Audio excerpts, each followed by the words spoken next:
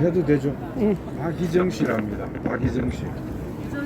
유튜브 하시는 분인데 이 어떤 유튜브인지 모르겠네. 이거 거구 유튜브는 아닌가? 극좌 유튜브예요. 극자 유튜브도 곤란한데. 극좌 아니에요. 우리는 민족문제연구소 밑에 있는 오케이. 네, 민족문학 민족- 연구회에서 시를 쓰고 있는 박희정입니다. 네? 박희정. 예. 성함이 박희정이에요. 박희정. 많이 들어본 것 같지 않아요? 그녀. 저는 은평구 신사동에서 온 심순입니다. 민주 올리에서 왔어요. 심순희. 네. 순희. 피. 우리 누나 이름인데 정순희. 누나라고 왔어요. 고향에서 왔습니다. 송현주입니다. 동네에서 오랜만에.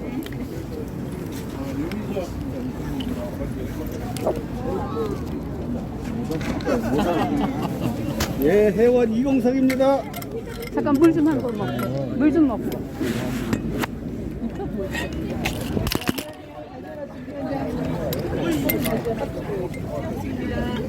서울 자주의 대표입니다. 예, 반갑습니다. 서울 전전을 사국장 맡고 있습니다. 송병현입니다. 이 자리에 섰습니다. 여기가 이제 덕수궁 계양문인데요. 잘안 들립니다. 덕수궁, 잘안 되죠?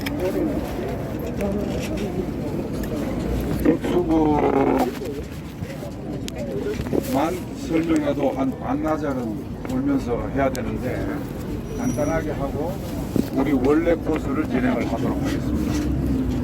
이 덕수궁은 잘 아시다시피 이제 대한제국 무한마을을 상징하는 곳입니다.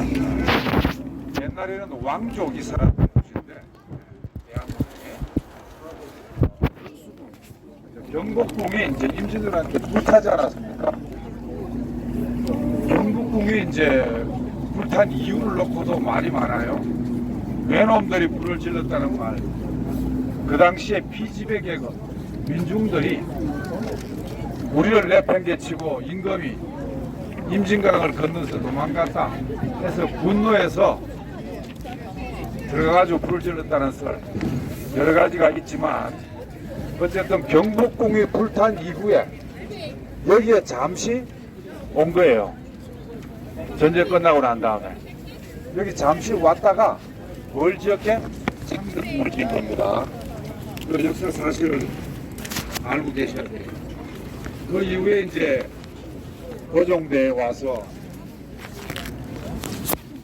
이제 이미 그때는 이조 말기에 국군이 좀 기울어지는 시기였습니다.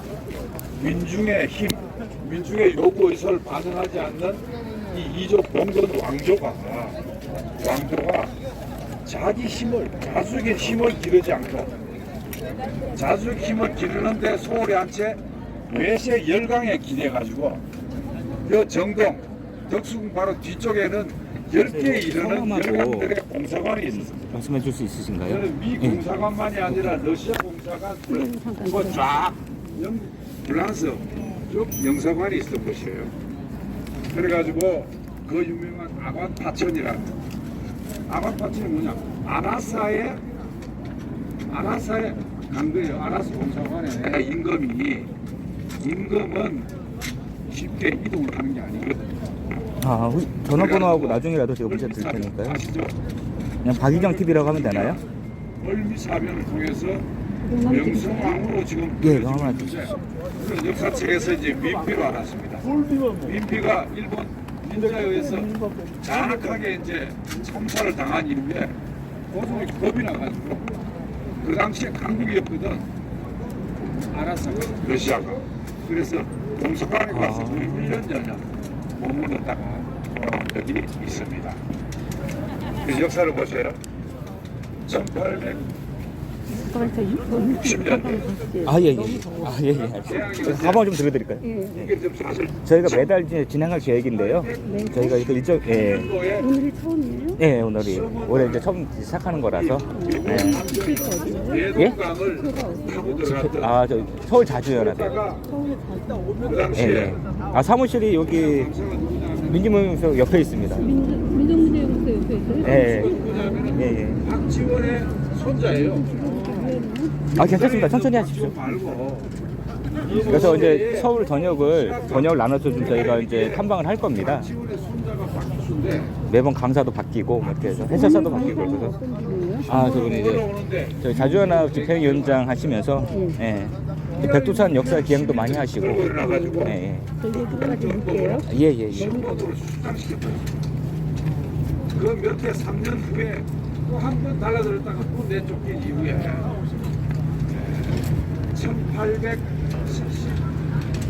76년에 일본하고 강화도 제약을 맺죠. 1876년입니다. 그 76년이고 4년하고 7년 후에 1883년도에 시험 문제 나옵니다. 1883년도에 미국하고 한국이 수교를 맺었거든요. 한미 수호 통상조약이라는 걸 맺었어요. 그래서 이 도수국이란 이거는 별로 마음에 잘 안 드는 나라를 망하게 한 왕조가 여기 있는 곳이고, 해방 공간에는 이 중요한 사실입니다. 여기 뒤에 나오는데 자료에 해방 공간에는 2차 세계대전이 어떻게 됐어요? 사회주의 소련하고 자본주의 왕초인 미국하고 손을 잡고 연합군을 만들어서 독일, 일본, 이탈리아, 무솔리니를 쳐부쉈잖아요. 성전국이란 말이에요. 체제를 달리해가지고. 그런데 해방 갓 지나고 난 다음에는 사이좋게 지냈어요, 미소가. 정식 냉전이 바로 시작되질 않았습니다. 왜냐하면 소련도 미국하고 바로 다시 전쟁하기가 어려운 형편이었고 2차 세계대전 때 너무 출혈이 심했거든요. 미국도 마찬가지죠. 오키나와 점령하는데 미국이 1만 5천 명이나 죽었단 말이에요. 그 조그마한 섬 점령하는데. 그래서 태평양 전쟁 때 미국이 일본을 항복을 늦어지니까 소련군은 이미 낮은 핫산 해가지고 북부에서 이미 8월 15일 이후에 온 게 아니고 8월 6일, 7일부터 진격을 시작을 했어요. 그때 조선이 독립운동가하고 러시아하고 소련하고 연합군을 해가지고 이미 두만강을 넘어서 진격을 시작합니다. 그럼 속도로 볼 때 가만히 놔두면은 소련군이 부산까지 올 것 같거든.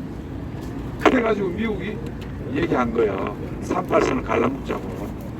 그래가지고 오늘날까지 이렇게 휴전선으로 되어 있는 이 분단 80년의 역사가 그로부터 시작됐습니다.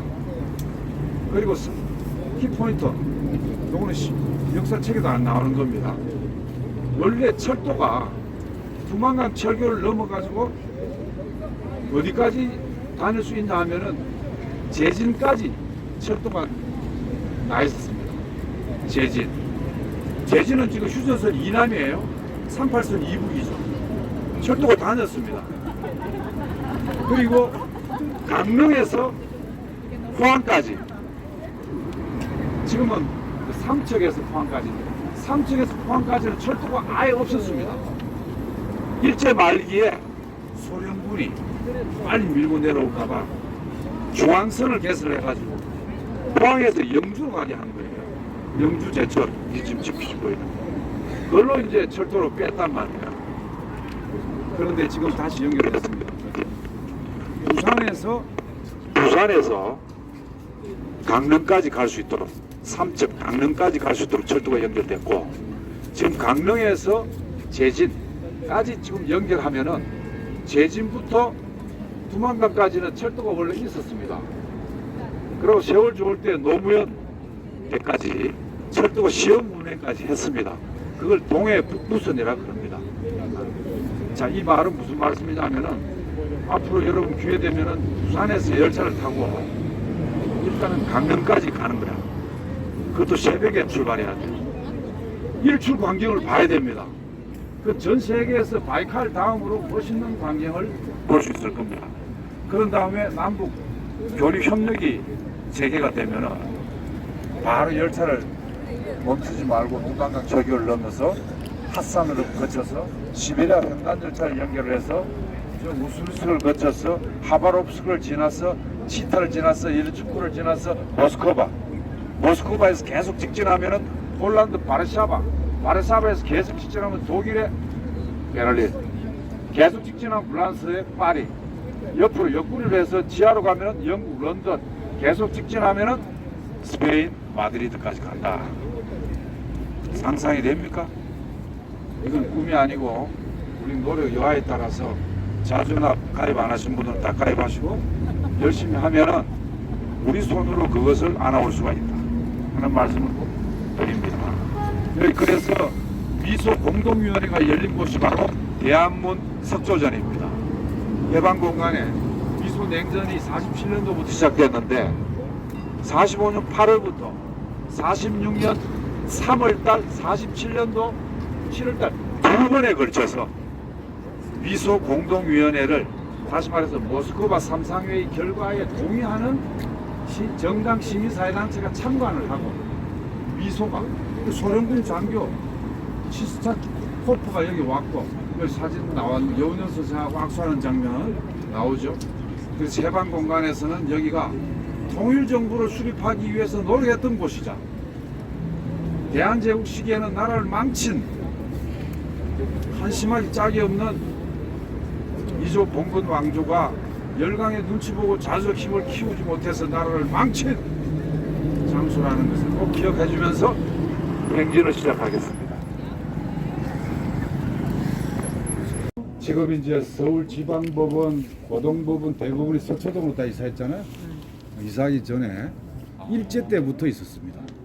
여기 수많은 독립운동가들이 여기 재판을 받고 실형을 선고받은 곳입니다. 여기 일대가 지금은 시립미술관으로 되어 있죠. 옛날 미국 공사관 자리를 갔겁니다. 바로 이곳인데 저희가 떠들면 경찰이 신경 쓸 것 같아서 여기서 좀 설명을 드리면은 이 자료를 봐주세요. 제가 아까 말씀드렸죠. 1866년에 제너럴 시어머노라는 군함을 이끌고 대동강을 쳐들어온 거예요. 이때 이제 박규숙 평양 감사하고 평양 시민들이 관민 민관 합동 작전을 해가지고 배를 완전 수장시켰어요. 그러니까 미국 놈들이 열받았겠죠. 그래서 그 다음에 67년도에 와츠 샤트호라는 군함을 또 이제 황해도 장현바닥에 왔는데 이때도 통상을 거절했습니다. 또 그 다음 세 번째 세년도 대포를 쏘고 무력 시위까지 했는데 완강히 저항을 했습니다. 이때는 집권자가 누구였습니까? 대원군이었습니다.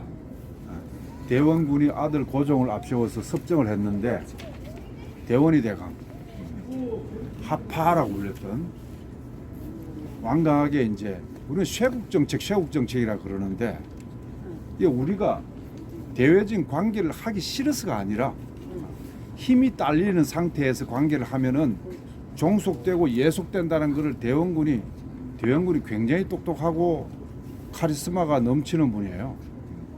고종은 좀 사람이 물렀던 것 같아요. 순하고 착하고. 민비는 또 아주 영리한 사람이었습니다.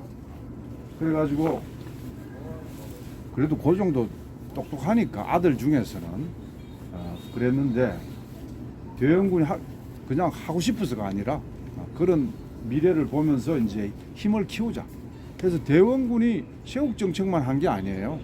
서원 철폐를 통해서 정말 말도 안 되는 부역도 안 하고 군대도 안 보내고 이러는 그 양반들, 이는 근거지였던 양반들의 근거지였던 서원을 대규모 철폐한다든지, 그 다음에 이제 뭐 경복궁을 또 만들어나고 이제 화폐를 찍어가지고 조금 재정 부담을 늘린다든지 이런 걸 했지만은 국방에 있어서는 굉장히 튼튼하게 하려고 노력을 많이 했습니다.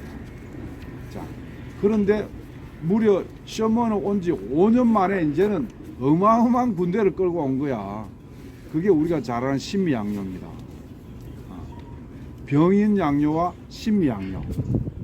병인양요는 불란서 신부를 천주교 탄압을 통해서 몇 사람 죽였다 그래가지고 쳐들어온 게 병인 양료. 그다음에 미국 놈들은 주가 아무리 다친 일도 없는데 저거 세력을 동아시아까지 확장하기 위해서 들어온 게 신미 양료입니다.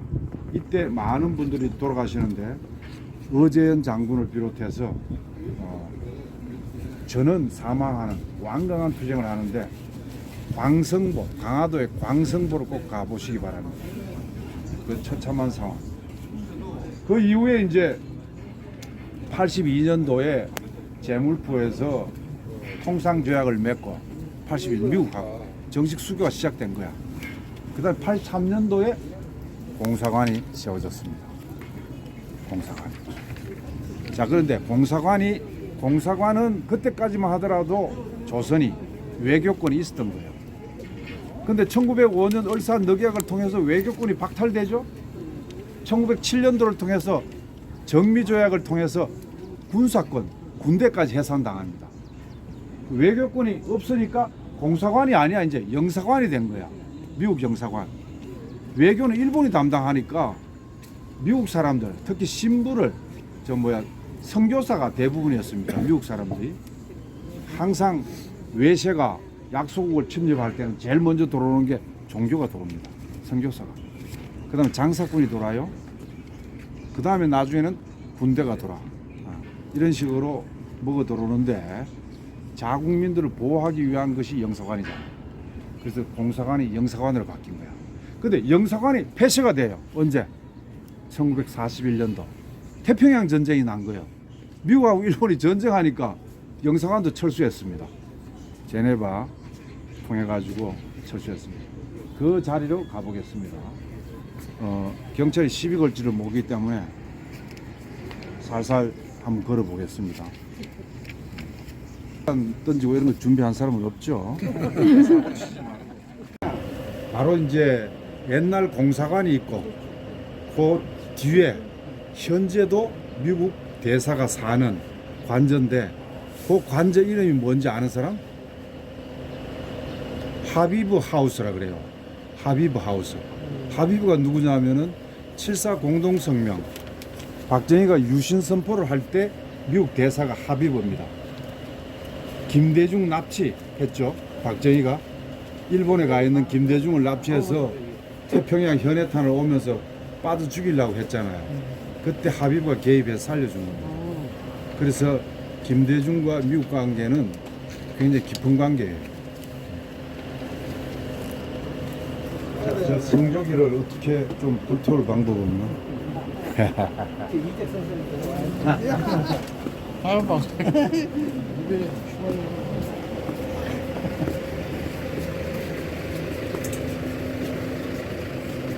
미국 관저를 왜 저렇게 철통같이 막는가?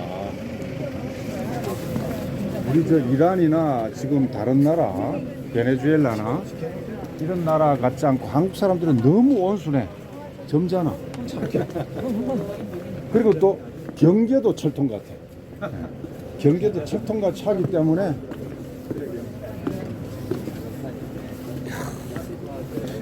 다른 나라 대사 그런가 사는데도 이렇게 큰가? 지금 미국 관저는 미 현지 대사 관저는 기와집으로 돼 있어요. 외형은. 안으로는 양식으로 돼 있지만은 그러니까 일부러 그렇게 지은 거예요. 한미 동맹 좋다 이러면서 조선 문화를 적극적으로 이해한다, 존중한다 이런 뜻으로 이제 되어 있는데 존중하면 제대로 해야지. 경제 약탈이라든지 내정 간섭, 평화 파기를 하면 안 되죠. 한미 연습부터 중단해야. 밖에서 그런데 이 대목에서 네, 그래서 그때 사진에는 이게 없었어요. 아저씨 제 얘기 꼭 하나 들으세요. 참 좋은 대사네. 이곳이 굉장히 또 역사적으로 인상 깊은 일이 있어요. 일제 때 노동운동가이자 독립운동가, 걸출한 독립운동가가 있었는데 그 이름이 이재유 선생입니다. 이재유 선생이 서대문 사거리 가면은 서대문 경찰서에 잡혔어. 거기서 탈출을 한 거예요. 처음에 탈출을 왜 실패를 했느냐? 거기서 탈출해가지고 생각을 해보세요. 서대문 사거리에 있는 경찰서에서 일본 순사를 꼬셔가지고 좀 그 의식이 있었던 그 형사인가 봐요. 꼬시고 그 다음에 그 통조림을 펴가지고 열쇠를 만든 거예요. 이빨로 씹어가지고 열쇠를 만들어가지고 열쇠를 따고 내가 토껴도 너 몰이라는 형사 가도 바로 불지 마라. 야, 이제 없어 다 이렇게 바로 얘기하지 마라. 그럼 바로 추격 와서 내 잡히니까 뜸을 들어주라. 한참 뜸을 들어줬어요. 그 사이에 온갖 고문으로 지친 몸을 이끌고 우리 현재 경향신문 민주노총 건물 있죠? 그쪽을 해가지고 이 정동길을 내려와 가지고 어느 집을 이게 어느 집인지 막 굉장히 지친 몸이야. 담을 튀넘고 일본 그 당시에 30년대니까 영사관입니다. 1905년도부터 41년도까지는 영사관이 있었다 그랬죠? 공사가 영사관 집을 담을 튀는 거야. 담을 튀 넘어가지고 기절해 버린 거예요. 기절하니까 이 영사 새끼가 이 도둑놈인 줄 알고 서대문 경찰서 바로 전화를 해버린 거예요. 그래가지고 1차 실패를 했어요. 그 이후에 다시 성공을 했지. 두 번째는 어떻게 했느냐? 도보로 토끼지 않고 서대문 경찰서 인근에 있는 그 택시 그 주차장이 있었던 거야. 그걸 타고 황금정으로 갔다니까. 황금정이 지금 을지로거든요. 을지로 일가.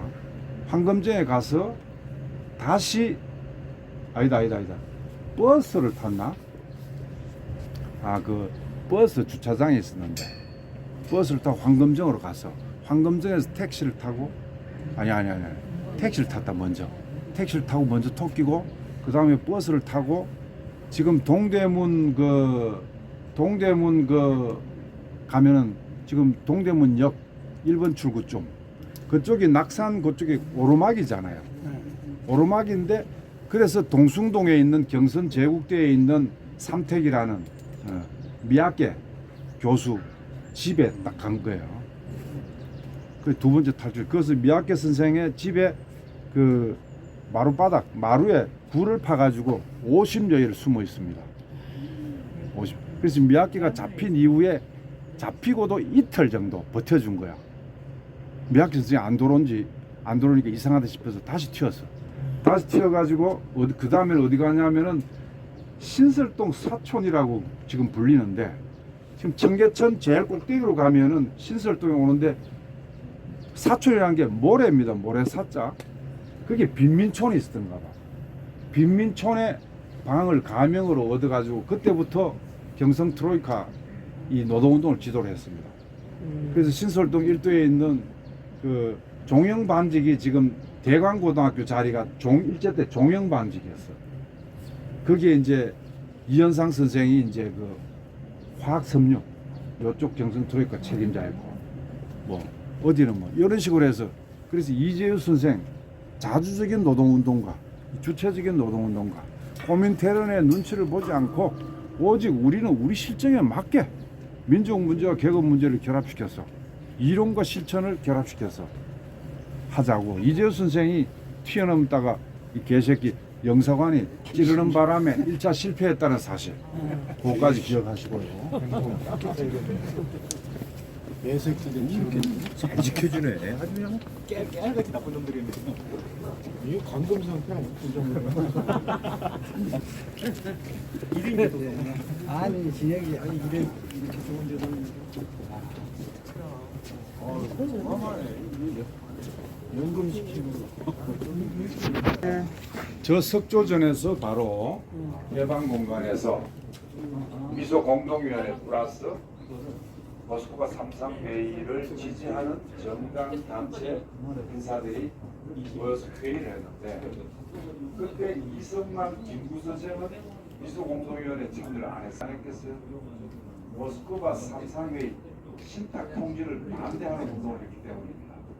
우리가 신탁 통지를 알고 있지만 소련과 모스크바 삼상회의의 결정은 매우 현실적인 결정이었습니다. 당장 그때 우리 인민위원회한테 바로 권력을 넘기라. 그러기에는 과도기가 있어줘야 돼요. 미군족이 들어가지고 과도기를 했잖아요. 그래서 신탁 통지는 소련은 이렇게 얘기를 했습니다. 모스크바의 결정 내용은 나중에 미국이 왜곡을 했어요. 자주 자립적인 통치 능력이 있을 때 그때 권력을 넘겨준다. 완전한 자주 독립국가로 인정한다. 이게 미국의 입장이었고 여기 소련 입장은 후견한다. 이미 조선은 인민위원회가 다 있지 않냐. 인민위원회라는 게 권력기구입니다. 우리로 말하면 지금 동사무소에 주민위원회 있죠. 주민자치위원회. 그게 지금 지방인민위원회 같은 거예요. 그게 예를 들어서 우리 김 장군 동지가 위원장을 맡았다. 그 노동자 대표가 위원장을 맡다. 그럼 그건 인민의 권력, 민주의 권력이 되는 거예요. 한번 해야지. 네. 한번 해봐. 지금도 사실은 그 뽀뽀할 때 우리 의식 있고 하는 활동가들이 동네의 중심 인물로 등장을 해야 됩니다. 그러기 위해는 평상시에 쓰레기도 잘 줍고 봉사활동 열심히 하고 그 다음에 무슨 민원이 있으면 앞장서서 해결해주고 해야 되겠죠. 자, 그래서 인민위원회가 있기 때문에 소련 입장은 권력은 인민위원회에서 하도록 하고 그걸 조금 부족해서 부족한 거를 우리가 후견을 해주겠다. 이런 입장이었습니다. 그거를 지금도 동아일보, 조선일보 이 뭐 우파들이 이제 왜곡을 해버렸죠. 왜곡을 하니까 김구 선생, 이승만은 특히 김구 선생은 좀 참 좋은 분인데 좀 모자라는 게 약간 있어요. 왜?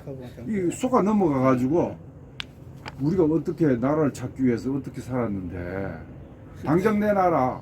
당장 하지 니놈도 안 돼. 해가지고 막 붙은 거야. 근데 이승만은 교활하고 국제 정시에 잘 알거든. 어? 모스크바 삼상회의에 미국 주장, 소련 주장이 어떤 건지 다 알면도 불구하고 반탁 운동을 한 겁니다. 반탁 운동이 없었으면은 그 당시에 좌파, 우파 세력 대비를 해가지고 잽이가 안 됐습니다. 우파가 압도적이었습니다. 좌파가. 다시 말해서 진보 세력이 극우 보수 세력을 압도적으로 힘이 셌어요. 근데 반탁 이걸 왜곡을 해가지고 반탁 운동 사실 순진한 우리 국민들은 당장 독립해야지 무슨 언제까지 하냐 이렇게 할 거 아니에요. 그걸 이용해서 벌써 좌우 격돌이 시작됐다는 사실. 그때부터 시작된 지금 오늘날까지 지금 극우 세력이 됐습니다만은 사실 민주당도 우파에 속하거든요. 중도 보수라고 스스로 얘기하지 않았습니까?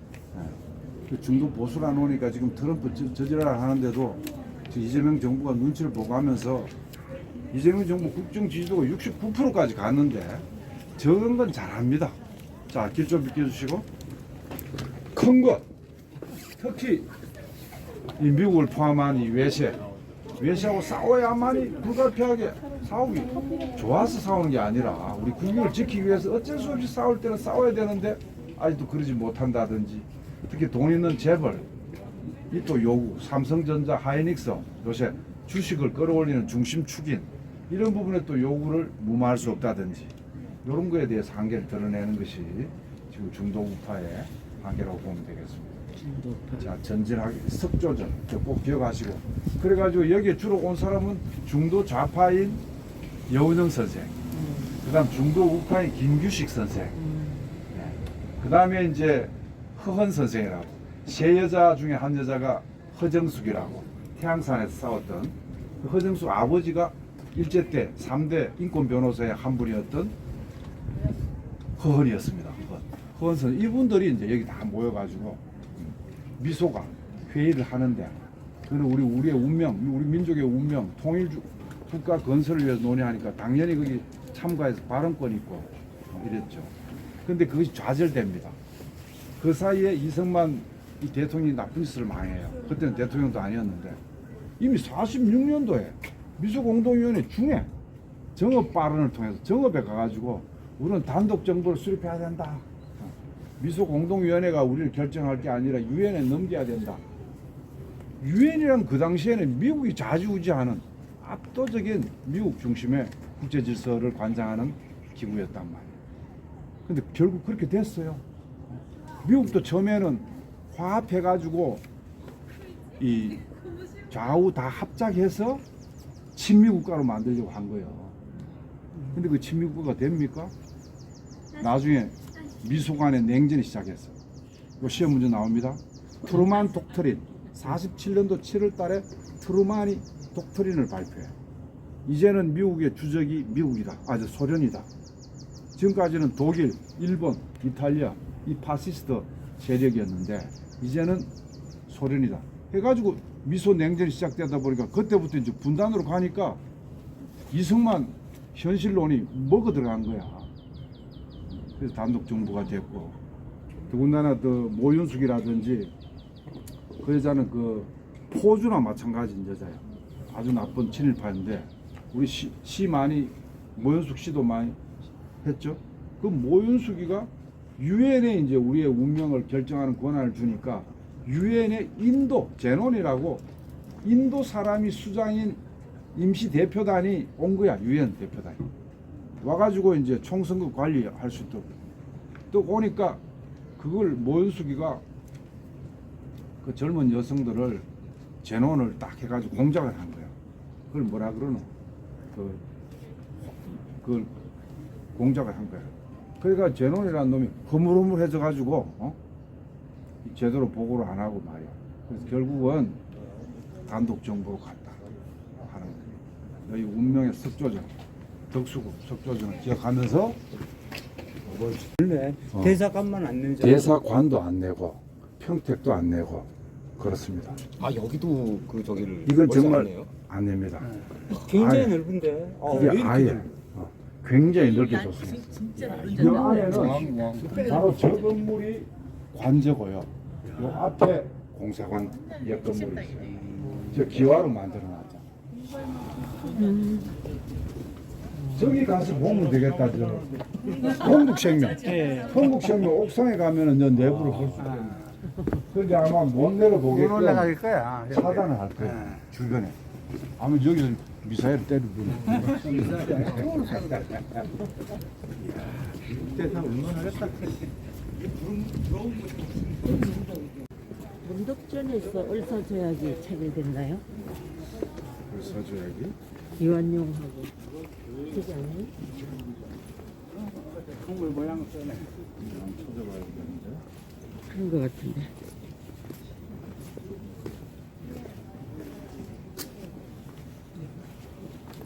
그렇게 들었어요? 그렇게 들은 것 같아요.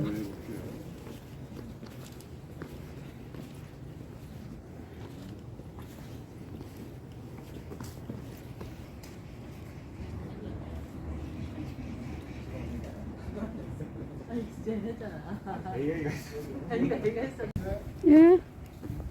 불사조약 체결은 돈독전이 아니고 중명전에서 체결됐답니다. 청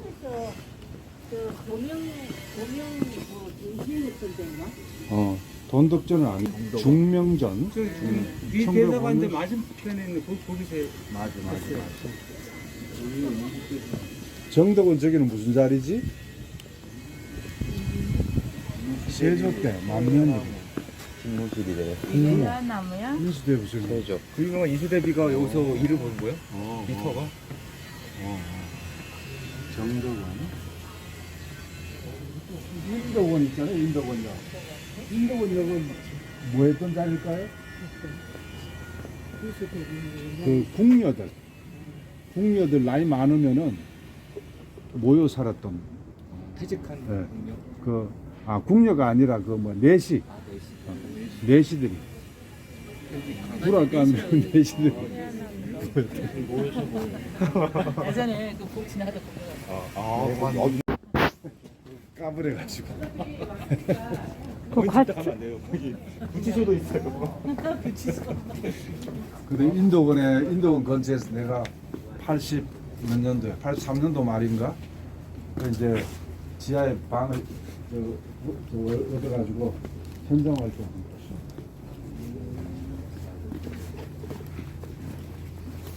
현주 씨, 네? 요새 어떻게 지내? 왜 아파서 꽁꽁 앓고 있어요. 맨날 아파. 다리도 엄청 가늘어졌네. 원래 가늘지 뭐. 이렇게 비리비리해요. 많이 먹고 많이 걸어 다니고 해야지. 정말 사진들이야. 자, 여기 사진 구경하면서 갑시다. 42년도에 찍은 사진이에요. 배제 중학생들. 배제. 배제 학당에는 이승만이가 배제 나왔습니다. 배제. 아 여기 밴드됐던 게 79년도 사진. 폐쇄에 대해서 철제문이 있었던 거 지금 철거했다. 미군정이 할 때 막았다고 그랬던 것 같은데. 출입 통제. 우리 여기서 사진 하나 찍을까? 전체 사진 하나. 중간 이렇게 서시면 되겠다. 여기 앉으셔. 한번 반미. 아주. 네. 여기가 영국 대사관인데. 엄청나게 여기도 크네. 영국은 조금 적네. 이거 약간 약간 저긴 대사 관저고 이건 영국 대사관이고. 대사관. 아유. 그래도 두 번째 좋은 자리라 좋네. 다른 자리 저쪽 어디야? 네, 저쪽으로 가면 거기 대사관 많더라고. 원래 저쪽에 길을 내야 되는데 국물 안으로 지금 네.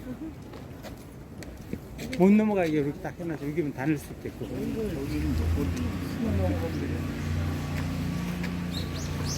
넘어가는 사람도 있겠다요.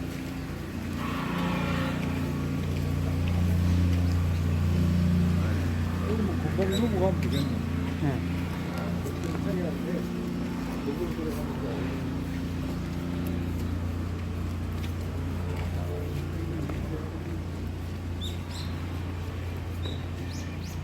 지금 저희 옛날 역사 이해하면서 좀 이쪽에서 와서 이렇게 돌아갔어요. 반대로.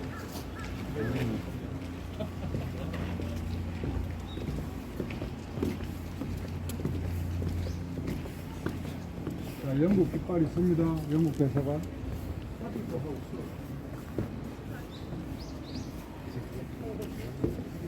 그러니까 미국 공사관, 영국, 요 뒤쪽에 이제 아라사, 요 뒤쪽에. 예? 아라사는 러시아. 어디에요? 러시아는 저쪽 좀 가야 돼. 여기에 그래도 저 강한 나라들이 여기 쪽에 다 있구나.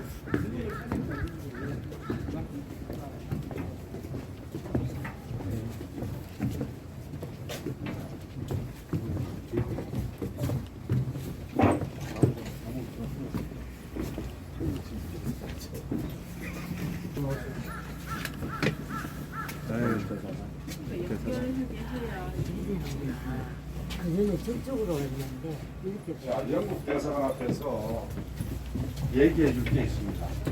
아니, 우리 소장님 때문에 오늘 나 여기 처음 왔는데 맨날 화려한 곳만 왔다 갔지. 오늘 잘 왔네 아주. 자, 잘 보이세요? 일로 오세요.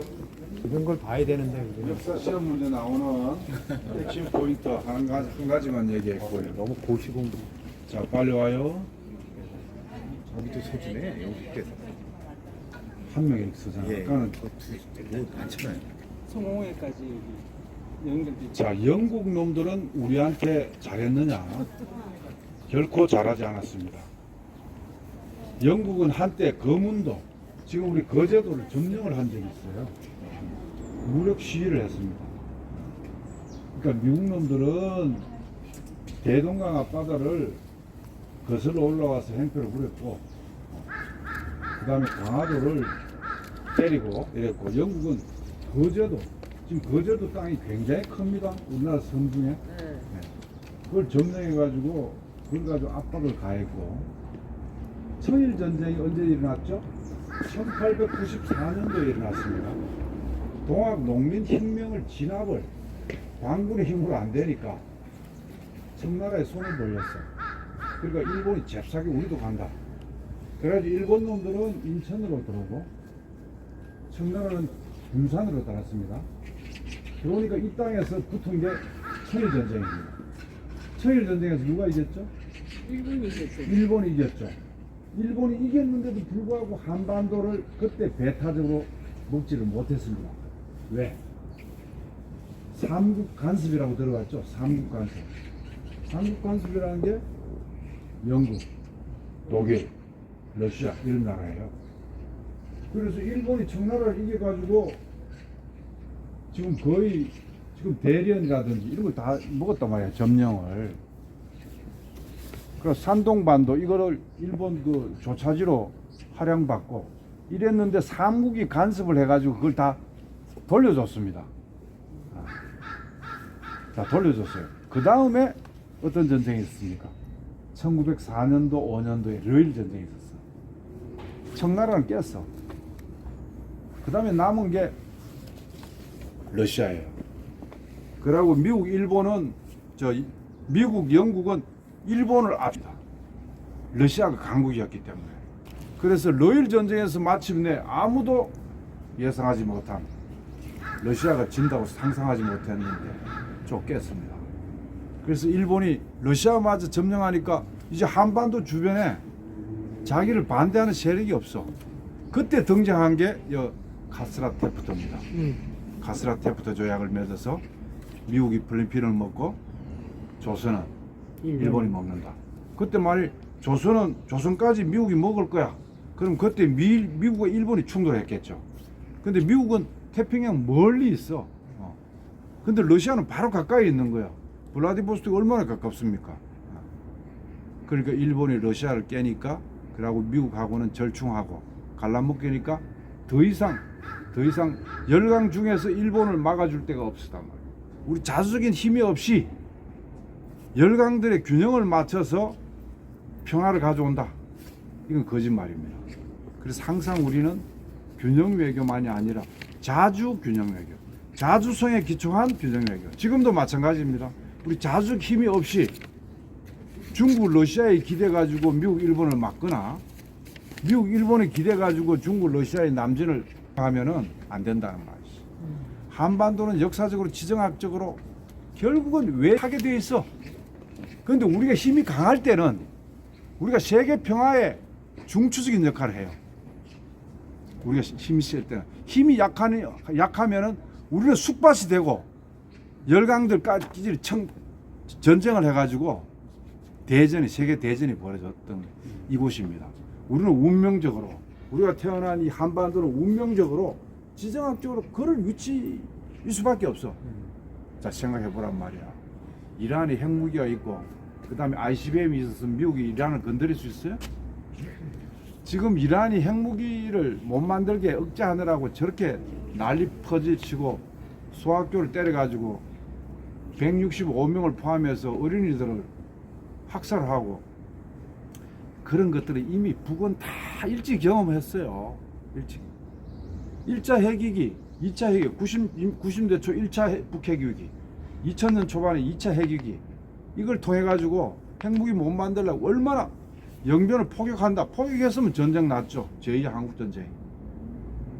그걸 다 경험하고 마침내 핵무기 만들고 그 다음에 이동 본토까지 때리는 걸 만드니까 미국이 지금 건드리지 못하는 거예요. 솔직히 말해가지고 북핵이 평화를 지켜주고 있다고 봐야 돼요. 솔직히 뭐 그렇잖아요. 이게 친북적인 발언입니까? 팩트를 얘기하는 거야. 자, 그래서 이란하고 조선하고의 차이가 바로 거기에 있다. 그렇다고 핵무기를 우리가 장려할 일은 아닙니다. 니도 만들고 다 만들면 핵도미노 해가지고 얼마나 위험하겠어요. 그게 통제가 안 되면 전 인류가 다 멸살되는데 재앙이 오니까. 그래서 핵 가진 새끼들이 너무 핵 패권을 뻐개지 말라 이 말이지. 약소국을. 핵 가진 놈들은 핵 군축, 그 다음에 비핵화, 전 세계 비핵화로 가야 돼요. 궁극적으로. 북한이 지금 그런 전략을 쓰는 것 같아요. 우리는 핵무기를 없애기 위해서 핵무기를 만들었다. 핵무기를 궁극적으로 없애기 위해서 또 과도기적으로는 이 미국 중심으로 한 제국주의가 핵을 가지고 우리를 괴롭히니까 그걸 막기 위해서 평화를 지키기 위해서 만들었다는 것이지 언제까지나 평생 하겠다는 건 아니라고 알고 있습니다. 자, 그러면 또 이런 질문이 있어. 북한은 핵이 있고 남한은 핵이 없으니까 비대칭, 힘의 균형을 통해 가지고 우리 안보 어떻게 지켜? 이렇게 얘기하잖아요. 그런 생각을 바꾸면 됩니다. 집단적 안보 체제를 만들면 돼요. 육자회담이라고 들어봤죠? 남북과 러시아, 중국, 일본, 미국이 참여하는 집단적으로 동아시아 평화뿐만 아니라 세계 평화를 확실히 보장한다. 누구 하나라도 핵을 가지고 설치면 미국이든 일본이든 북한이든 중국이든 하면은 그거는 몰빵을 때리자, 응징을 하자. 이런 약속을 딱 지키면 우리 안보는 해결되고, 그 다음에 그걸 거쳐서 통일로 가. 통일로 가면은 그 핵 남아있는 그게 누구의 핵이 됩니까? 민족의 핵이 되는 거예요. 제국주의가 또 괴롭힐 때 그걸 가지고 소당을 취하지. 소당이란 말이 뭐지? 조선말로? 갑시다. 여기 가면은 무슨 찻집이 있는데, 그것서 대학 인사들 다들 모여가지고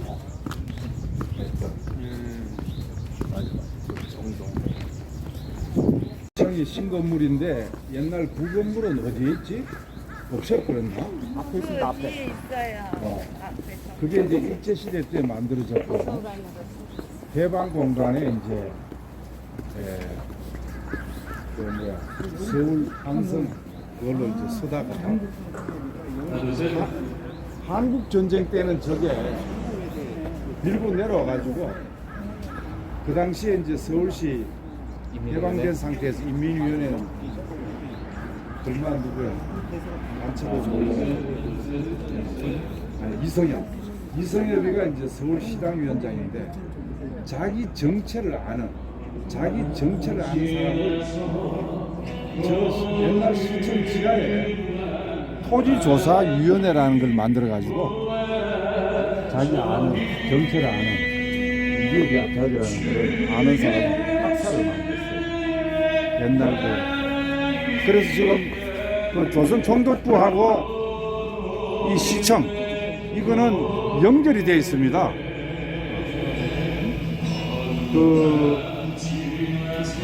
어디 시끄럽네. 앞으로 가세요.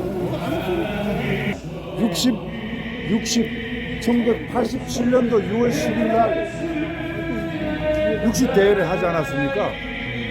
하기 전에 저서 이제 재하 인사들이 만들어서 선언식을 하고 길거리로 나왔습니다. 그래서 여기에 시청광장, 옛날에는 광화문 광장에서 모인 게 아니고 87년 때만 하더라도 시청에서 거의 100만이 모였죠. 거기에 아마 어느 곳에는 저도 그 참여하고 있었는데, 동지들은 그때 몇 살이었나? 아, 그걸 다 컸구나.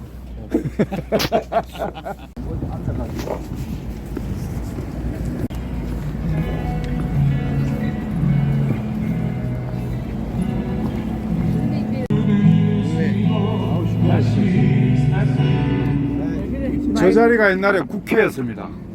아시죠? 여의도로 가기 전 옛날 60년대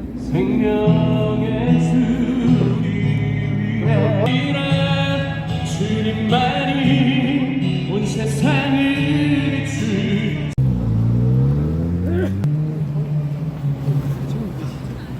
있던 구공사관, 이게 이제 영사관으로 바뀌었다가 41년도에 폐쇄가 된 이후에 45년 9월 8일 날 다시 인천을 통해서 미군이 들어오잖아요. 들어가지고 이제 자기 경복궁 앞에다가 조선 총독부 자리가 있었습니다. 거기에 걸려있는 일장기를 내리고 성조기를 올리고, 거기서부터 미군정 3년이 시작되는 겁니다. 미군정 하지 중장, 군정 장관이, 그놈이 약간 그 무식했던 놈이란 말이에요. 그 오키나와 그 상륙하고 메가드의 지시에 따라서 이쪽으로 보냈는데, 처음에는 이제 나중에 사실은 무초대사라는 사람이 우리 미군정 3년에 좀 잘못한 일이 많았다고 솔직히 자기 비판을 해요. 한국인을 너무 무시합니다. 그리고 친일 관료들 등장시켜서 제2의 식민지처럼 했고, 우리가 지금 잘 아는 4.3 항쟁, 제주도 항쟁에서 당시 제주도 20만 중에 7만을 죽였습니다. 3분의 1을 죽였습니다. 지금 3만으로 통계가 나왔는데 실종자, 일본의 밀항자, 그 가까우니까 일본으로 쫓긴 사람, 그 사람들이 제주도 사람들이 많았어요. 일본 그 조총련계 제주 사람들이 많았습니다. 우리가 92년도에 중부 지역당 사건이라고 있었죠. 북한의 이선실이라는 거물급 공작원이 여기 서울 와가지고 작업했다. 그 제주도 사람이에요. 제주도 해방공간에서 투쟁하다가 일본을 거쳐서 북으로 간 사람이에요.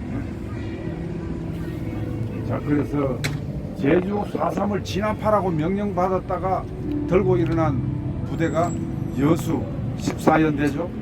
여순 항쟁이라고. 우리 최영수 동지도 순천 여고 출신이에요. 여수 출신 없습니까, 이게? 그래서 여수에서 들고 일어나가지고 제가 거의 14연대 자리를 가봤어요. 그러니까 그 부대 자리에 한화 공장이 들어서 있더라고요. 화약 만드는 한화. 그 바로 부둣가야. 옛날 그 다 군함대고 이러던 자리. 그래서 제주도를 진압하라고 배를 실어가지고 바로 가려고 하는데 들고 일어난 거지. 지창수 상사, 김지회, 홍순석, 중위 이렇게 들고 일어나가지고 열차를 타고 여수에 타고 순천으로 온 거야. 그래서 순천에서 개국 시민들하고 합체를 해가지고 투쟁을 하다가 진압에 몰려가지고 구례를 거쳐서 지리산을 데려간 겁니다. 그게 지리산 유격대, 지리산 빨치산 9빨지. 신빨지는 이제 6.25 한국전쟁 때 북으로 퇴각을 못하고 남은 사람이 합류한 거를 신빨지라고 그러고 9빨지를 이제 여순 항쟁 때. 그래서 우리 임방규 선생이라든지 김영선 선생 이런 사람들 다 신빨지. 여순항쟁에 합류해서 일찍 들어간 사람이 아니에요. 일찍 들어간 사람들은 이현상 선생, 그 다음에 이제 이창수, 홍순석, 김지혜, 중위 이런 사람들이 그랬던 이 미군정이 외형으로는 대한민국이라는 독립국을 이승만을 앞세워서 해준 것이 1948년도 8월 15일 날 중앙청 앞에서 대한민국 정부 수립을 한 거예요.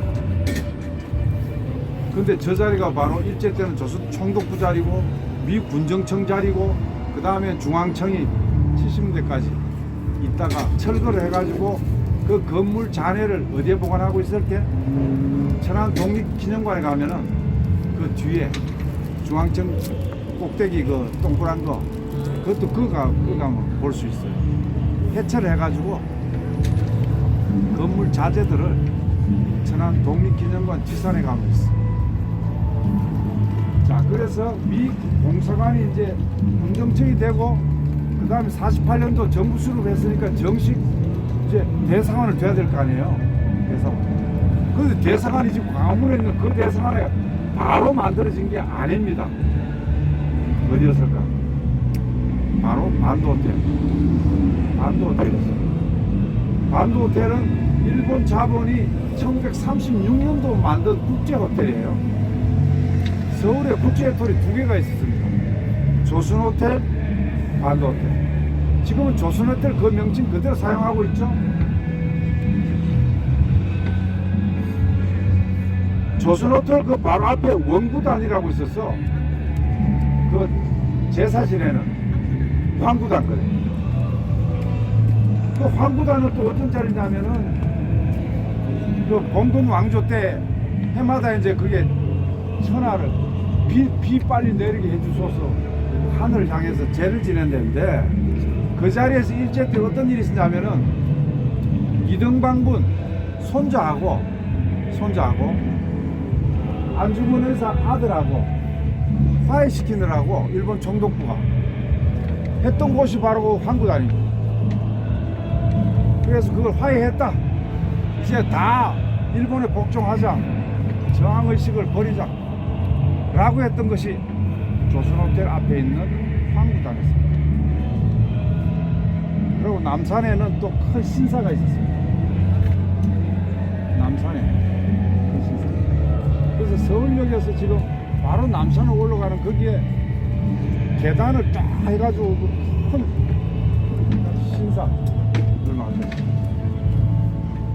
그래서 반도 호텔에 바로 이제 대사관을 반도 호텔 5층에 대사관에 있다가 62년도인가 60년대에 이제 광화문의 저 자리에 지금 대한민국 역사박물관하고 똑같은 모양의 비대상안에 건물이 똑같은 모양이에요. 원래 두 개를 미국이 지은 겁니다.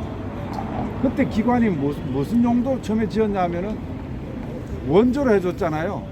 국제개발처라는 개발처도 있고 그 다음에 공보관도 있고, 공보관이라는 게 미 CIA 신식민지 나라들의 민중들을 미국을 좋게 보게 하기 위한 홍보하는 그 두 가지 지었는데 그 두 개 중에 하나를 먼저 미 대사관으로 하고 하나를 미국 공보관으로 하다가 재무부, 문화관광부, 우리 한국에 이런 부처를 하다가 지금은 대한민국 역사박물관을 영자씨 아시겠어요?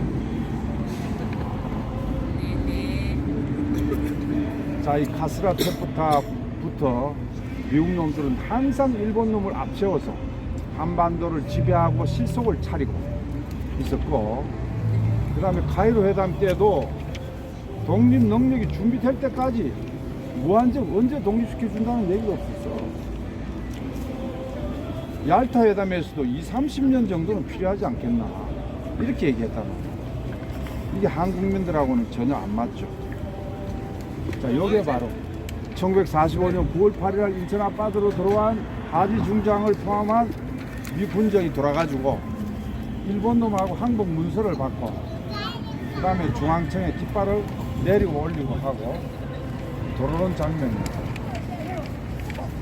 인천으로 들어올 때 일본 놈에 의해서 조선 사람 2명이 사살당했습니다.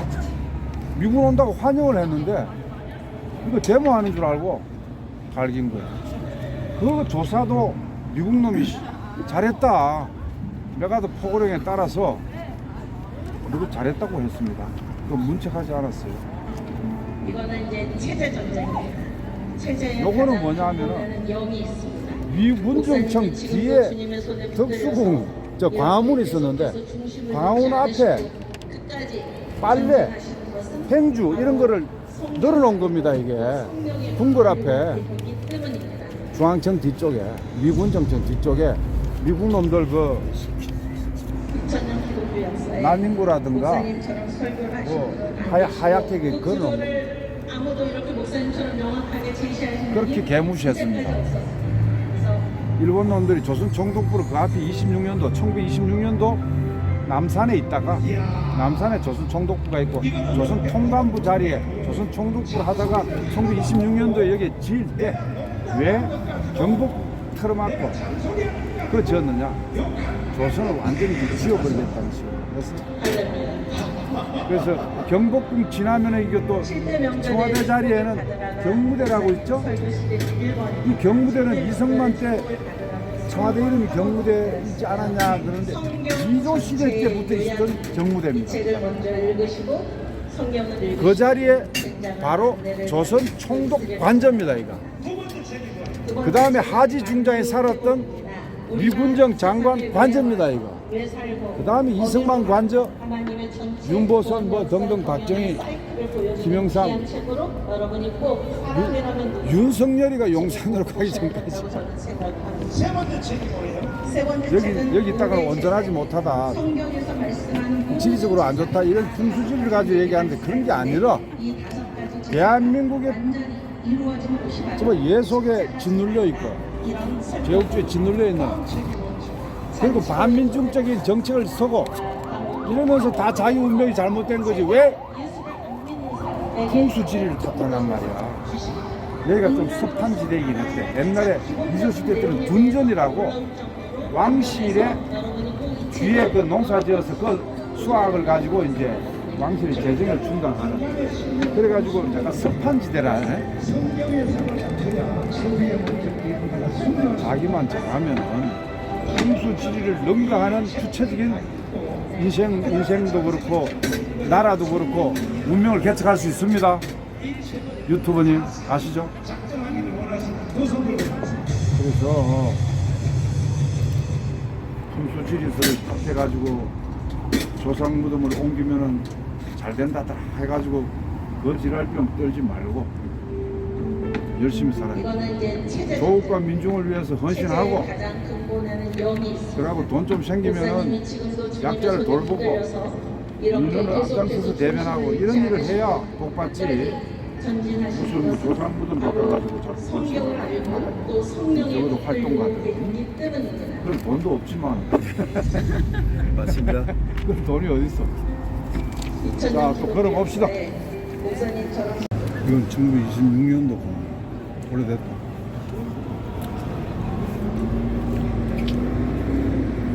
CIA 한국 지부가 있다. 어디에? CIA 한국 지부가 있대요, 여기. 이건 건물 안에? 6층인가 5층에. 이런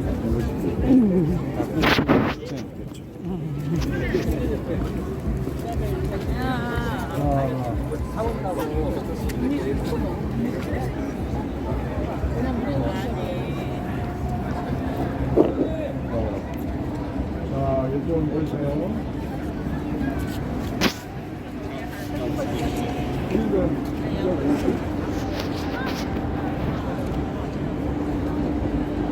미국이 독립된 지 250년 지났답니다.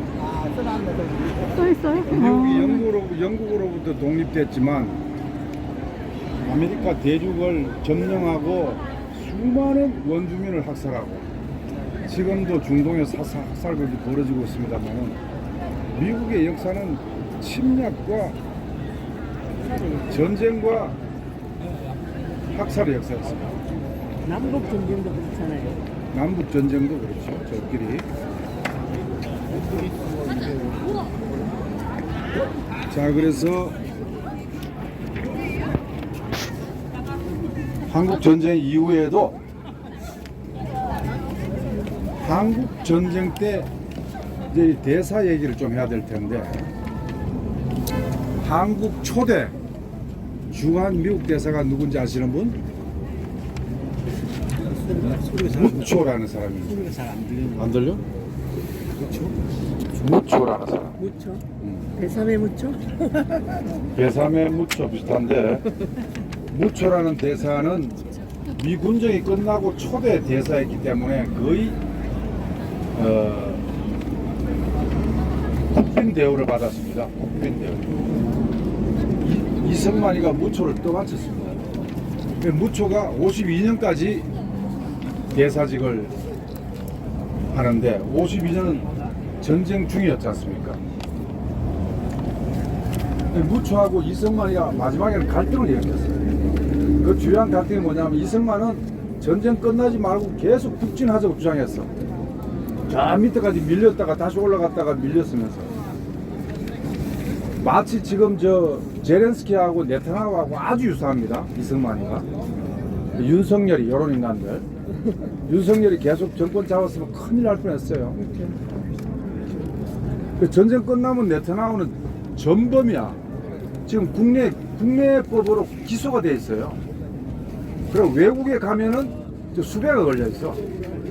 국제 전범. 그러니까 외국으로 망명할 수도 없고 국내에서도 자기 집에서 살 수가 없어. 무조건 구속이야. 제렌스키도 마찬가지입니다. 임기가 끝났는데도 계속 전쟁을 유지하려고 하는. 이승만이 아주 유사합니다. 그래가지고 미국은 더 이상 한국 전쟁을 끄고 나갈 수가 없어가지고 정전 협상을 해야 돼. 근데 이승만이 사고 쳐버렸어. 거제도에 있는 포로 수용소에 있는 그거를 방면시켜 버렸어요.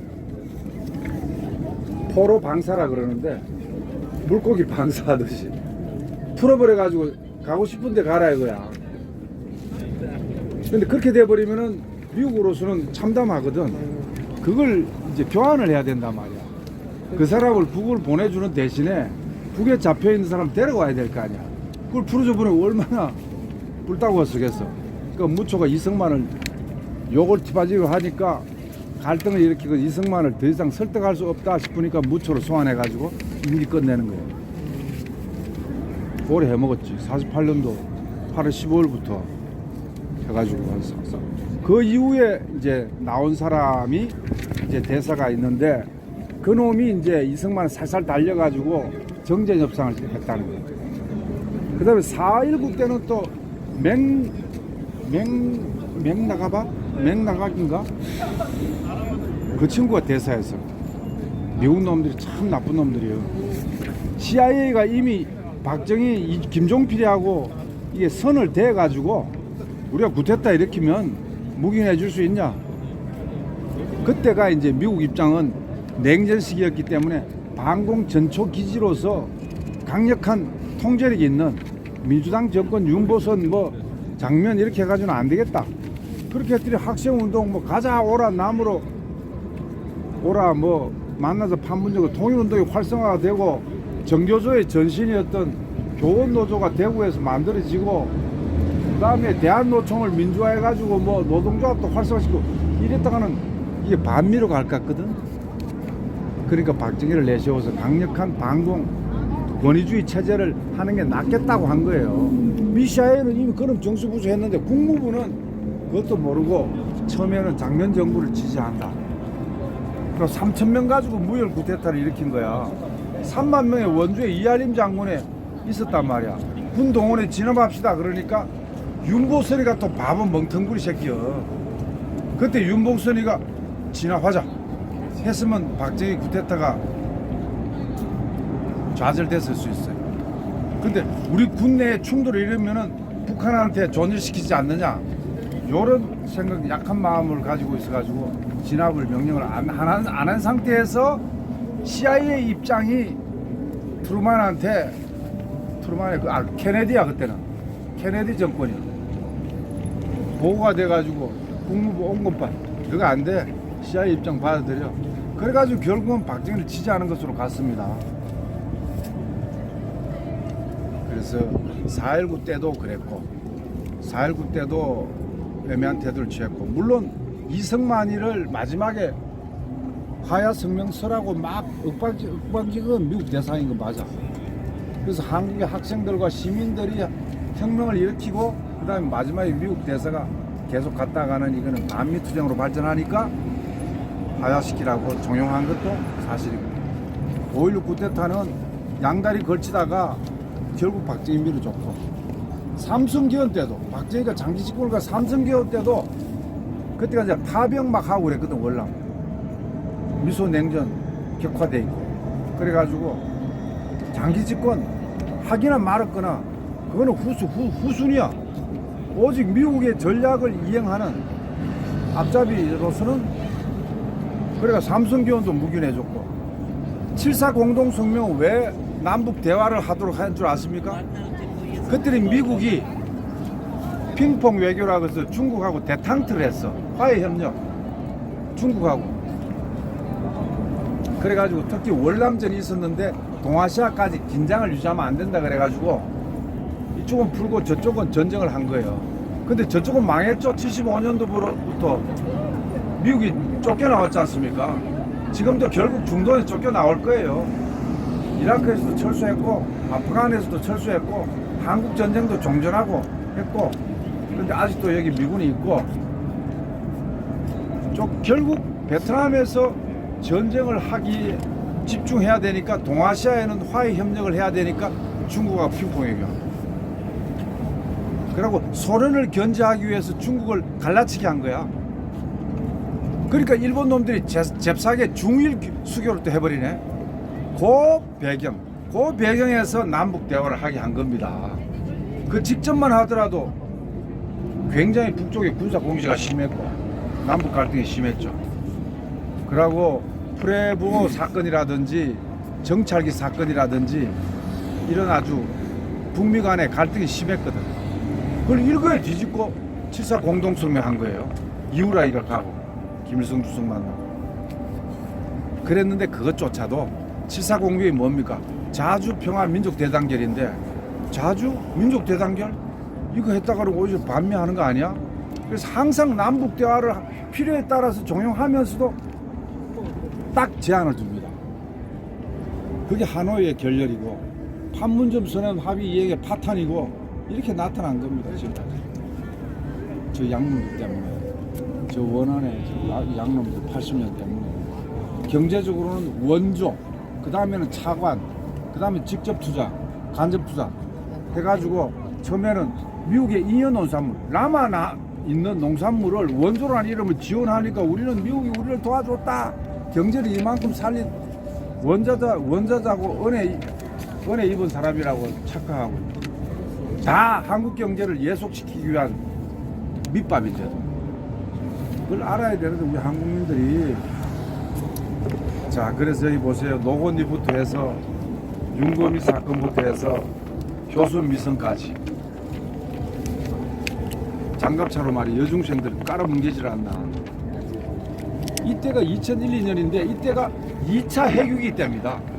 미국이 대북 공세를 강화할 때 깔아뭉개는 사건이 벌어지는 겁니다. 항상 그래요.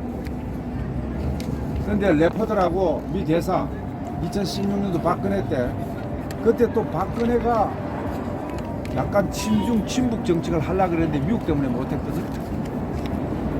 그때가 바로 악의 축이라고 하는 아들 부시 정권 시기에 강공을 취했어요. 그때 세종무관의 세종홀에서 민하역 조찬 행사가 있는데 거기 우리 김기종 동지가 가가지고 레퍼드 얼굴에 가짜 칼로 끈 거야. 그걸 옛날로 말하면 훌륭한 행동이에요. 근데 지금 막 너무 과격한 그런 테러 방식으로 했다 그래가지고 지금 대구 교도소에 갇혀 있습니다. 지금 거의 뭐 몇 년이야 지금. 너무 오래 받았어. 아니 목숨을 끊은 것도 아닌데 안중근 의사처럼 이등방문을 아예 척사를 시킨 것도 아니고 그거가지고 요새 그 성형수술 2번만 하면 아무 표시도 안 나요. 우리 내가 고등학교 때 이제 내가 반장이었는데 고등학교 때 그렇잖아요. 끌렁끌렁한 애들이 그때 유행이야. 칼로 마음에 안 드는 새끼 꺼버리는 거야. 그날 하루가 완전히 수업 망치고 나도 병원에 따라가고 뭐 한 적이 있는데 그 이후에 그 맞은 놈이 야 성희야 너 수술한 거 표시 나나? 표시를 못할 정도로 2번 수술했대. 처음에는 보기 흉했거든. 그냥 이렇게 집어넣으니까. 그 레퍼드가 그걸 받았는데 이 교사가 이 대사가 교활해가지고 그걸로 이래서 성질 내고 하면은 우리 한국민들이 맞을 짓 했네 이렇게 할 거 아니야. 그러니까 말은 아직도 아주 예쁘게 합니다. 한미동맹 정말 자랑스럽다. 나는 이렇게 좀 탄압을 했지만은 나는 한국을 사랑한다. 이런 또 멘트를 또 기록에 남겼어요. 미국이 다 우리 도와주느라고 한 게 아니라 한국민들 감정을 건드리지 않기 위해서 외교 차원에서 하는 거예요. 1962년도 60몇 년도 들어왔지 이게? 여기 적어놨네. 대사관 원조기구 군사고문단 공간으로 분리해서 2개 시작을 준공을 60년 2월달에 시작했네요. 자유당 정권 때 시작을 해가지고 입주한 것은 61년도 9월달에 준공을 해서 원조기관이 있다가 원조기관 68년도 대사관으로 전용된 겁니다. 68. 요거는 68년도 요거는 미국 공관으로 그 이후까지 있다가 그 다음에 박정희가 쿠데타를 일으킨 다음에 국가 재건 최고회의 경제기획은 재무부 문공부까지 있다가 2012년도에 비로소 박물관으로 넘어갑니다. 우리가 지나다녀도 잘 몰랐죠? 꼭 기억하시고 여러분들이 앞으로 내가 이제 더 이상 이제 늙어서 못하겠어. 그러니까 이제 여러분들이 이 거리를 다니면서 마이크 들고 떠들어. 저기는 원안이 사무친 어느 곳이다 얘기를 하고 그 미 대사관이 있고 바로 뒤쪽에는 일본 대사관이 있잖아요. 일본 대사관. 옛날 일본 대사관이 뭐 또 옆으로 옮겨가지고 지금 임시로 있는데 그 맨날 데모하러 손해상 문제로 데모하러 많이 다녔고 광주 학살 때도 그래. 미국이 부산에 항공모함을 띄웠어. 그거는 대북 견지를 위해서 띄운 건데 우리 도와줄 줄 알고 광주 민중 학살을 막아줄 줄 알고 무참하게 방임하고 묵인했습니다. 그리고 공수부대라든가 24단 이동해가지고 광주를 하는데 그거 다 묵인해줬어요. 이게 바로 작전 지휘권 안에 있습니다. 부대 이동을 못해요. 미군 사락 없이는. 지금 아직도 돌려받지 못하는. 어제 뭐 이재명 대통령이 자기 임기 중에 2008년도 28년도 2월달 트럼프 임기 말이야. 트럼프 임기 전에, 그리고 우리 총선이 28년도 4월 달이거든. 그때 돌려받을 수 있는 것처럼 지금 얘기하는데, 그것도 쉽지 않을 뿐만 아니라 돌려준다 하더라도 그 다음에 어떤 틀로 가두냐 하면은 미래연합사라고 들어봤어요? 한미연합사가 있는데, 한미연합사는 사령관이 미국 놈이에요. 부사령관이 한국 합참의장이에요. 꼼짝을 못합니다. 근데 이걸 바꾸는 거야. 미래연합사 안에 6개를 둬.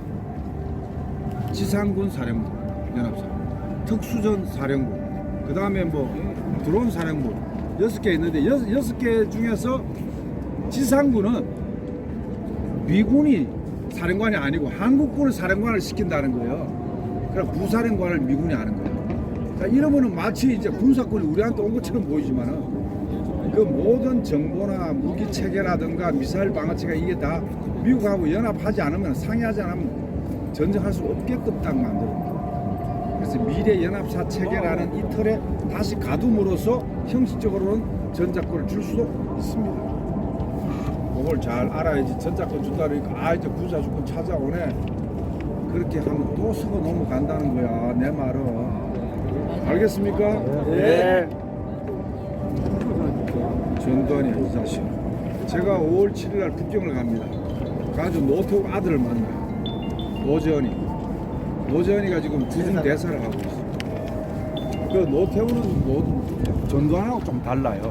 같이 따라가지고 못된 짓 했지만은, 그래서 그래도 아버지가 처음에는 시켰지만은 광주 그 무등산에 광주 구묘지에 가서 무릎 꿇고 손수건으로 만지면서 닦으면서 반성했잖아요. 그 이후에 저 아버지 죽고도 지가 또 갔습니다. 그러고 노태우 때 국방정책을 했어요. 중국, 러시아 수교를 하고, 그 다음 91년도 기본 합의서 이걸 또 했단 말이야. 자, 그래서 노태우는 그 옆에 물론 참모도 있었지만은 전두환이처럼 그렇지는 않았고 조금 나은 정책을 하긴 했어요.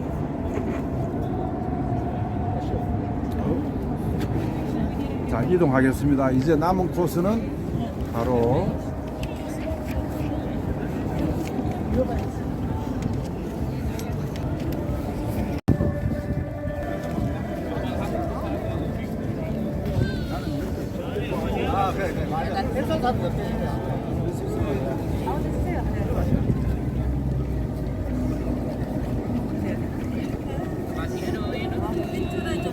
밑에 한번 제가 좀 축구를 한번 찾자.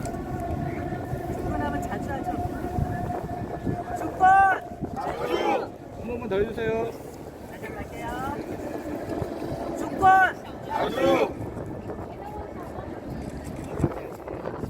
네, 됐습니다. 안녕하세요. 사진 찍어야 되겠네. 보신 김에 좀 보시고 개막식을 좀 같이 엎어가지고 하려고. 개막식이에요? 예, 개막식이거든. 여기 이렇게 앞에 다 같이 쓰시면 되겠습니다. 예.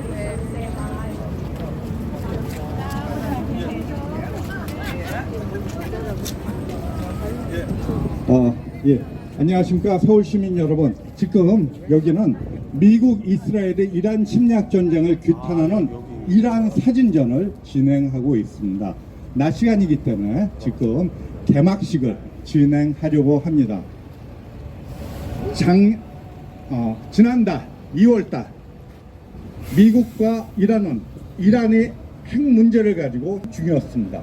그러던 중 2월 28일날 기습적인 미사일 공격으로 시작된 이란 전쟁은 순식간에 중동 전역으로 확전되었고, 호르무즈 해협 공세로 인해서 세계 경제에 엄청난 악영향을 미치고 있습니다.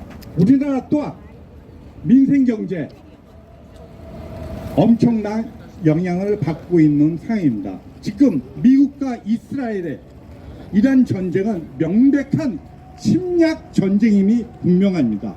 거기에 더불어 미국과 이스라엘의 잔악한 범죄, 민간인 희생이 늘고 있습니다. 개전 초기 알리 하메네이드 이란 최고 지도자와 그 가족들을 미사일로 무참하게 살해하고 연이어서 이란 초등학교에 미국이 토마호크 미사일을 발사하여 이제까지 181명의 어린 이들이 희생되었습니다.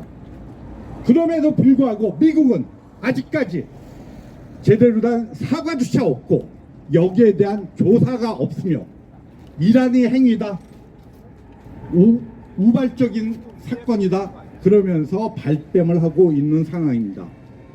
지금 세계 전쟁사에서 한 학교에서 이렇게 181명이 희생된 것은 사상 초유라고 합니다.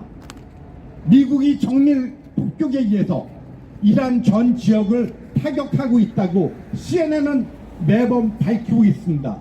그럼에도 불구하고 이란 초등학교의 미사일 폭격이 오폭일까요? 아니라고 봅니다. 전쟁 초반 이란 민중들이 의욕을 떨어뜨리기 위한 정책적인 미사일 공격, 민간인 희생 범죄라고 생각합니다. 그러게 우리 시민사회는 희생자들을 추모하고 미국, 이스라엘, 이란 침략 전쟁에 대해서 밝히기 위해서 이렇게 거리에서 사진전을 진행하고 있습니다. 오늘의 이란 사진전 힘찬 구호와 함께 시작하겠습니다. 미국, 이스라엘의 이란 침략 전쟁을 규탄한다. 침략 전쟁에 대한 파병 요구를 반대한다. 예, 여는 말씀으로 오늘 행사를 주관하고 있는 코리아 국제 평화 포럼 류경환 대표님을 모시고 발언 듣도록 하겠습니다. 두분은 손 부탁드립니다. 예, 자리에 함께 해주셔서 고맙습니다. 저는 오늘 이 사진전을 같이 주최하고 있는 코리아 국제 평화 포럼 이사장 유경환입니다. 반갑습니다. 오늘 마침 이 자주연합에서 또 오붓한 행사를 하시면서 여기 와주셔서 고맙고요. 우선 제 말씀 전에 미나부 우리 어린이들 168명이죠. 그리고 학생과 구조대 그리고 학부형 교사 그래서 14명이 추가로 예정됐습니다. 그래서 추모 묵념을 간단히 하고 말씀을 드리겠습니다. 앞에 잠시 서주십시오. 네, 묵념.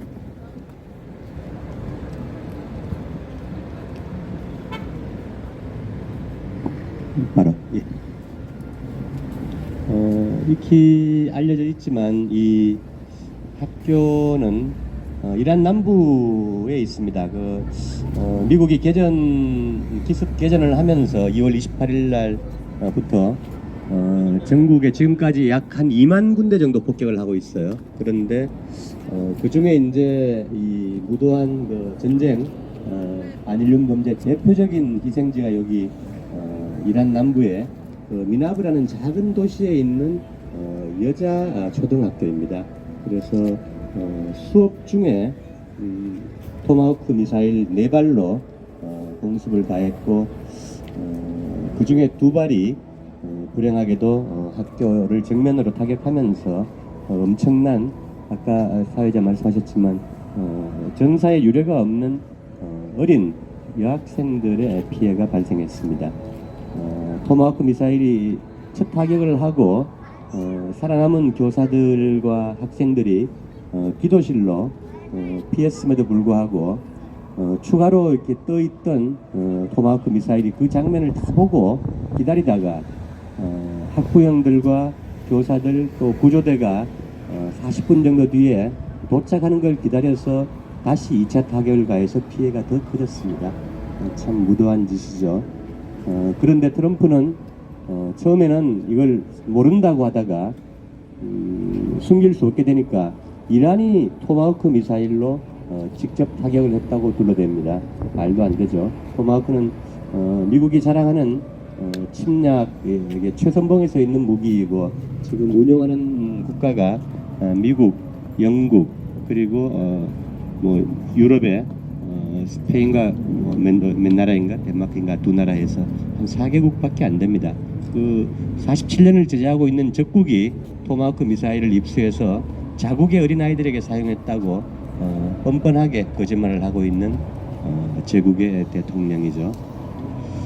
어쨌든 그 미국이 개전 이후에 다행히 이란이 전세를 뒤집고 지금은 그 압도적인 그 미사일 드론 전력 그리고 방공망을 보존하면서 지금 이란이 미국의 영내 기지 17군데와 그 다음에 이스라엘 전역을 괴멸적으로 파괴를 하고 있습니다. 그래서 지금 최근에 트럼프가 급하게 이란 혁명수비대에 직접 연락을 해서 휴전 협상을 계획을 하고 있는 그런 현상들이고 전세는 완전히 이란 쪽으로 넘어와서 이란의 승세가 확고해져가는 불가역적인 그런 상황에 가고 있습니다.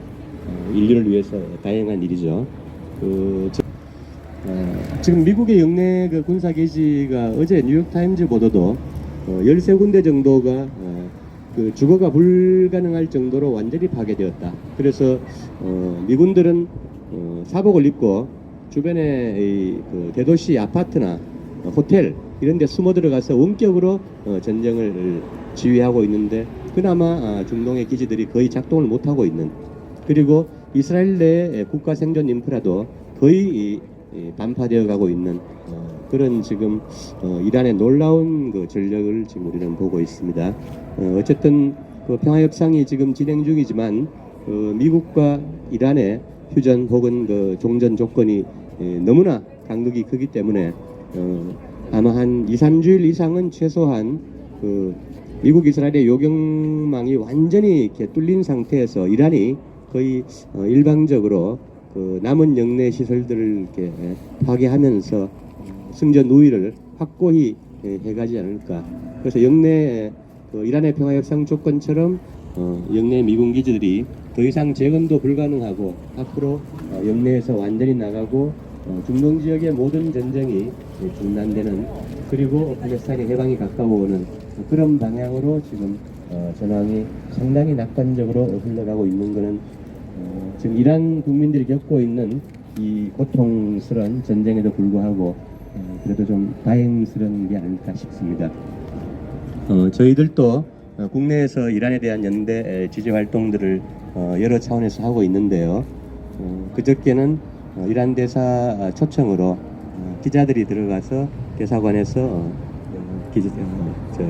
주한 이란 대사 쿠제치 대사와 대담도 했고, 또 이 미나브 학살을 다룬 피 흘리는 천사들이라는 다큐멘터리도 관람했습니다. 그리고 어제는 저희들 약 20여 개 시민사회단체 25명이 다시 대사 초청으로 대사관에 가서 역시 한 2시간 정도 간담회 질의응답을 하면서 열띤 분위기에서 이란에 대한 연대와 지지 의사를 밝혀서 이란 대사관분들을 상당히 따뜻하게 위로하는 그런 일도 있었습니다. 그리고 오늘 이렇게 처음으로 침략전쟁 비판, 그리고 미국 전쟁범죄, 반일륜범죄에 대한 사진전을 한국에서 처음으로 하게 됐고요. 이 행사들은 앞으로 전국의 철도 역사나 뭐 시청, 또 가능하면 국회 이런 데에서 훨씬 더 이렇게 풍부한 자료들로 확장해서 진행할 계획을 가지고 있습니다. 그리고 유튜브나 여러 방송들을 통해서 지금 이란 미국의 침략 전쟁의 진실들을 여러 발표하는 그런 일을 하고 있고요. 오늘 고맙습니다.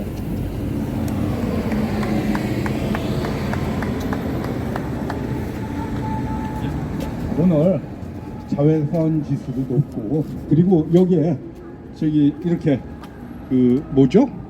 이 하여튼간 노약자들은 오늘 광장에 나오면 안 된다고 하더라고요. 아까 저기 광화문 앞에 의장대 교대식도 그것 때문에 안 한다고 하거든요. 그럼에도 불구하고 우리 자주이기를 가기 위해서 서울 자주연합 회원님들 오늘 이제 참석하고 계십니다. 오늘 이 이란 사진전은 자주평화통일시민회의하고 코리아국제평화포럼, 그리고 서울 자주연합 준비위원회 통일공방이 같이 주최하고 주관하고 있습니다. 예, 다음으로 우리 정성희 자주연합 집행위원장님을 모시고 발언 듣도록 하겠습니다. 뜨거운 함성 부탁드립니다. 침략 전쟁의 참상은 비단 이란만이 아닙니다. 이 어처구니 없는 이 어린아이들, 어느 날 갑자기 폭탄이 떨어져서 수많은 사람이 저승을 갔는데 이것은 이란만의 문제가 아닙니다. 일찍이 한국전쟁 때는 미국 B-29 전략 폭격기로 평양의 한 동을 제외하고 나머지 전부 다 잿더미로 만드는 적이 있고, 전쟁 이후에도 우리가 잘 아는 사건이라든지 윤거미 사건이라든지 여중생 효순 미선 사건이라든지 수많은 우리 양민들을 희생시켜 왔습니다. 지금도 한미 북침을 가상한 전쟁 연습은 계속되고 있어서 전쟁 위기를 고조시키고, 오직 이란이나 베네수엘라처럼 저렇게 하지 못하는 이유는 강력한 전쟁 억지력 있기 때문입니다. 참으로 다행스럽다고 생각을 합니다. 그러나 그것만 가지고 전쟁을 피할 수는 없고, 우발 충돌이나 또 미국 이해관계에 따라서 또 요번에 트럼프 하는 거 보니까 사리 분별을 못하고 저질러 놓고 하던데, 그런 식으로 할 수도 또 있기 때문에 우리는 항상 반전 평화를 유념하고, 우리 번 국민들이 오늘 같은 날은 저 거구 세력들이 저 밑에서 집회할 게 아니라 우리가 10만 명이 모여서 미 대사관 앞에서 파병 반대, 전쟁 반대를 외쳐야 될 텐데 아직은 그에 이르지 못하고 있습니다. 이러한 전쟁을 교훈 삼아서 우리 이 땅에도 평화가 항구적으로 오고, 다시 북미 정상회담 그리고 남북 관계도 회복되고, 철도 타고 저 시베리아 횡단 열차 유럽까지 갈 수 있도록 이렇게 하겠습니다. 오늘 우리가 미국 구공사관부터 시작해서 이까지 쭉 산책을 했는데, 한미 관계는 그야말로 지배 종속의 관계고 침략과 전쟁의 관계이라는 것을 우리가 명심하고 우리 손으로 평화를 실현할 수 있도록 다 같이 한 사람이 10사람씩 알려나가도록 합시다. 고맙습니다.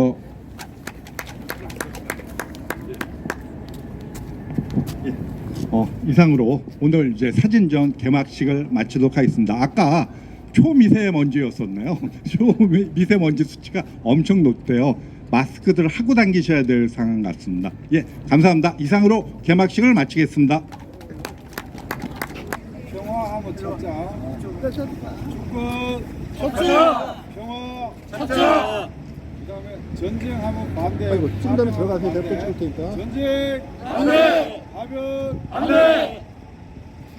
지금은 공원으로 이제 조성을 해놨는데 원래 집터가 있었는데. 네, 집이었습니다.